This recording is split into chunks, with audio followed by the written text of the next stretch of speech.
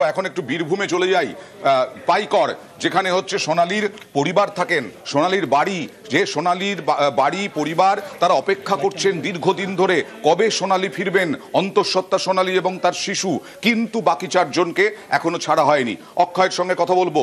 অক্ষয়, তুমি শুনলে যে বেশ খানিকক্ষণ হয়ে গেল সোনালীকে ফেরানো হয়েছে, সোনালীর সাথে একজন শিশুকে ফেরানো হয়েছে, কিন্তু বাকি চারজনকে ফেরানো হয়নি এখনো পর্যন্ত। সোনালীকে আজকে মালদা মেডিকেল কলেজে ভর্তি করা হবে, সেখানে তার স্বাস্থ্য পরীক্ষা হবে। পরিবারের পক্ষ থেকে কিরকম ভাবে দেখা হচ্ছে গোটা বিষয়টিকে?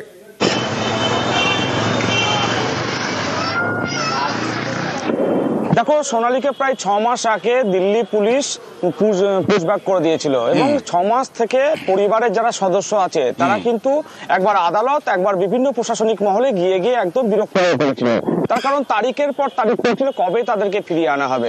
সেই মতো আজকে স্বস্তির খবর এসেছে পরিবারে যে সোনালী খাতুনকে ফিরিয়ে আনা হচ্ছে, সেই মতো দেশে পা দিয়েছে। এবং এই খবর ছড়িয়ে পড়তেই খুশির খবর পরিবারে। এবং তার বাবা মধু শেখ যেটা অভিযোগ তুলছে যে সে বৈধ ভোটার ছিল এই দেশের এবং বৈধতা নিয়েই তারা বসবাস করতো, তবে তাদেরকে বাংলাদেশের সঙ্গে যেভাবে পুশব্যাক পাঠিয়ে দেওয়া হয়েছিল, এই যে সোনালী খাতুন অন্তঃসত্ত্বা তার যে এত বড় ক্ষতি হয়ে গেল এবং তার তার উপরও যে এফেক্ট পড়লো, এই ক্ষতিপূরণের দায় কে নেবে সেই নিয়েও প্রশ্ন তুলেছে বাবা। পাশাপাশি সোনালীর সঙ্গে একজন শিশু ফিরলো, তুমি একটু সময় নাও, একটু খোঁজ নাও যে পরিবারের পক্ষ থেকে কি বলা হচ্ছে, ওই শিশুটি কার, ওই শিশুকেও ডিপোর্ট করা হয়েছিল, অর্থাৎ বাংলাদেশে পাঠানো হয়েছিল। আমি অক্ষয় তোমার কাছে আসবো, তবে এই মুহূর্তে জানাই আজকে 5 তারিখ, আজকে 5ই ডিসেম্বর, আর আজকে 5ই ডিসেম্বর, কবে 26শে জুন দেখাবো আপনাদেরকে 6 জনকে সীমান্ত পার করানো হয়েছিল। তারপর থেকে কেটে গেছে 6 মাস। এই 6 মাস পর অবশেষে দেশে ফেরা সোনালীর 24শে জুন 2025 সন্দেহজনক অনুপ্রবেশকারী হিসেবে দিল্লি পুলিশের হাতে আটক সোনালী বিবি। 26শে জুন 2025 কোনো কাগজপত্র যাচাই না করেই সোনালী সহ আরো 5 জনকে বাংলাদেশে পাঠানো হয়।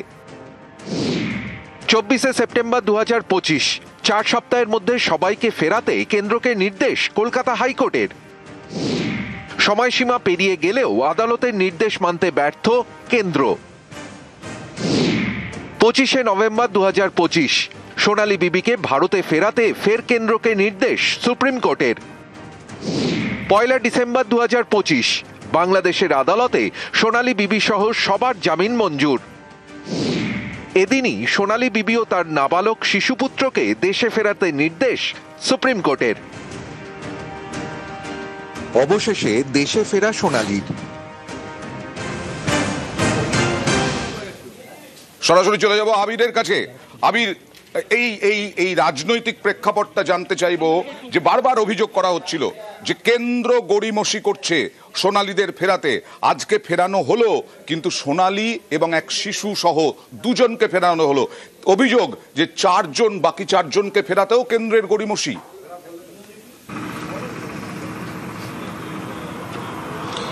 গত দিন আমরা দেখেছিলাম যখন সুপ্রিম কোর্টে এই মামলাটি চলছিল, তখন ওই প্রসঙ্গটি উঠেছিল এবং তখন কেন্দ্রীয় সরকারের তরফ থেকে প্রথমেই উল্লেখ করা হয় যে মানবিকতার খাতিরে তারা অন্তঃসত্ত্বা সোনালী খাতুন এবং তার যে শিশু পুত্র তাদের 2 জনকে অত্যন্ত দ্রুততার সাথে ফিরিয়ে নিয়ে আসবেন।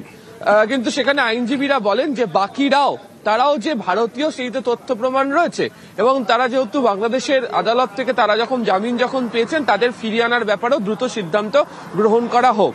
এবং অয়নদা, তোমার মনে থাকবে যে সোমবার দিনকেই তারা বলেছিলেন যে সেদিনকে তারা ফিরিয়ে নিয়ে চলে আসবেন, কিন্তু আজকে ফিরিয়ে নিয়ে আসা হচ্ছে শুক্রবার দিনকে। বাকিদের ক্ষেত্রেও বাংলাদেশের অন্তর্বর্তী সরকারের সঙ্গে কথা বলছে হাই কমিশন এবং দ্রুত যাতে তাদেরকে ফিরিয়ে আনতে পারা যায় সেই বিষয়ে যে কাজ তা শুরু করে দেওয়া হয়েছে। কিন্তু এটা একটা দীর্ঘদিনের যে প্রক্রিয়া চলছিল, একেবারে 18ই জুন থেকে যেটা শুরু হয়েছিল, আজকে 5ই ডিসেম্বর সোনালী খাতুন তিনি তার দেশে ফিরে আসতে পারলেন।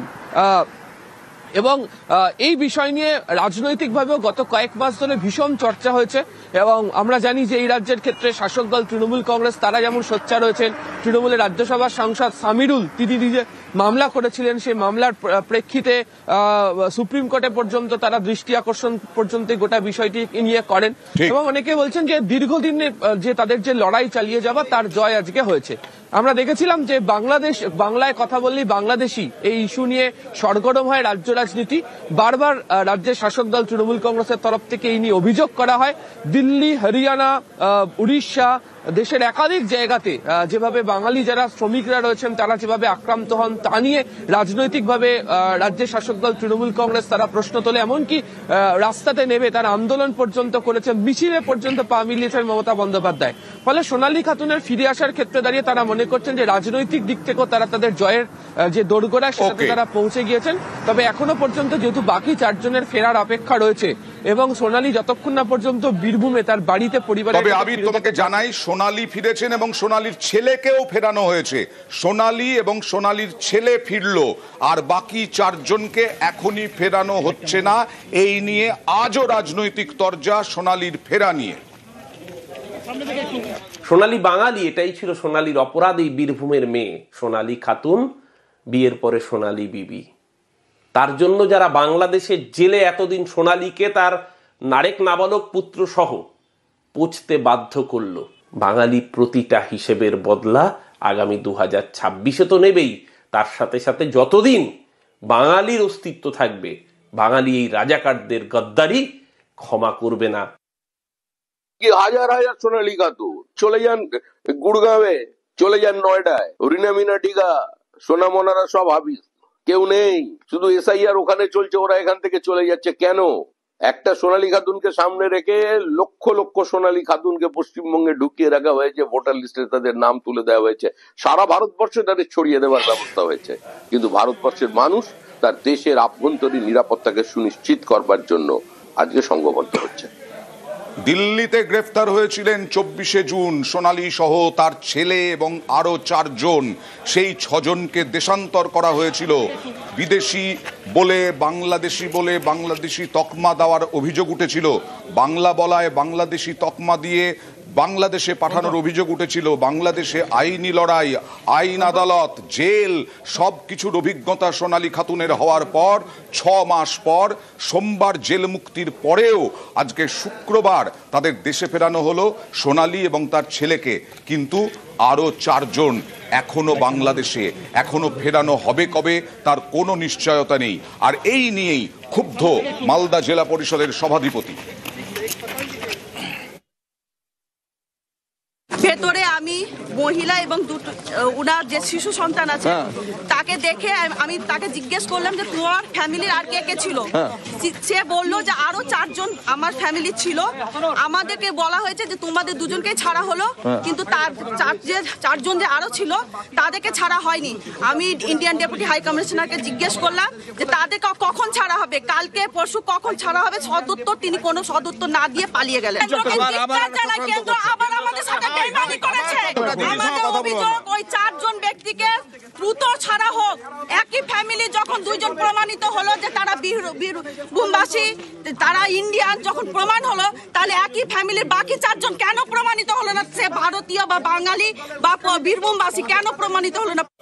মহদীপুর সীমান্ত দিয়ে সোনালী খাতুনকে ফেরানো হলো। সোনালী এবং সোনালীর ছেলেকে বিএসএফ ক্যাম্পে রাখা হয়েছে, অ্যাম্বুলেন্স রাখা হয়েছে, মালদা মেডিকেলে নিয়ে যাওয়া হবে তার চিকিৎসার জন্য। কথা বলবো ওখানে উপস্থিত আমাদের প্রতিনিধি লিপেশের সঙ্গে। লিপেশ, কি আপডেট? দেখো এখনই একটি আপডেট পাওয়া গেল, সেটা হলো যে সোনালীর কাছ থেকে যে আপডেটটা পাওয়া গেছে, আমরা সহকারী সভাধিপতির সঙ্গে কথা বলে জানতে পারলাম যে 2 জনকেই, সোনালী এবং তার ছেলেকেই একমাত্র সীমান্তে নিয়ে আসা হয়েছে এবং তাদের আর পরিবারে যে 4 জন তাদের কোথায় রাখা হয়েছে সোনালী সেটা জানে না। সোনালী এই মাত্র সেই আমরা আপডেট দিতে পারলাম এবং সোনালীর কাছ থেকে এই তথ্যটা জানা গেছে। এখনো পর্যন্ত সোনালী বিএসএফ ক্যাম্পের মধ্যেই আছে এবং কেউ, আমরা এখানে সহকারী সভাধিপতি থেকে সবাই গেটের বাইরেই দাঁড়িয়ে আছে এবং গেট আটকে রেখেছে বিএসএফ এবং ভেতরে কোথায় একটি ঘরের মধ্যে সোনালী আছে এবং সেখানে পুলিশের লোক এবং বিএসএফ এর লোকরা এবং ইংলিশবাজার থানার বিডিও বেশ কিছু জন ভেতরে আছেন। তবে কখন সোনালীকে বের করে নিয়ে আসা হবে এখনো পর্যন্ত জানা যাচ্ছে না। ওকে,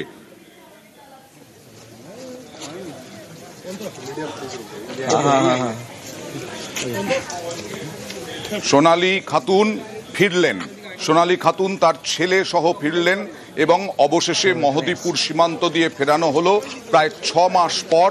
সেই 6 মাস পর ফেরানোর পর এবার এখন বিএসএফ ক্যাম্পে রাখা হয়েছে। বিএসএফ ক্যাম্পে বিভিন্ন পরীক্ষা নিরীক্ষা হবে, কারণ বাংলাদেশ সেই ভিন দেশ থেকে নিয়ে আসা হয়েছে তাকে আবার অন্য কোনোভাবে ষড়যন্ত্র করা হয়েছে কিনা তাকে নিয়ে, এই সমস্ত বিষয়। এবং তারপর অ্যাম্বুলেন্স রাখা হয়েছে, অ্যাম্বুলেন্সে করে মালদা মেডিকেল কলেজে নিয়ে যাওয়া হবে। কারণ অন্তঃসত্ত্বা সোনালী 6 মাস কাটালেন ভয়ঙ্কর মানসিক চাপ এবং আইন আদালতের মাধ্যমে তার কি পরিস্থিতি সেই বিষয়টি দেখা হবে।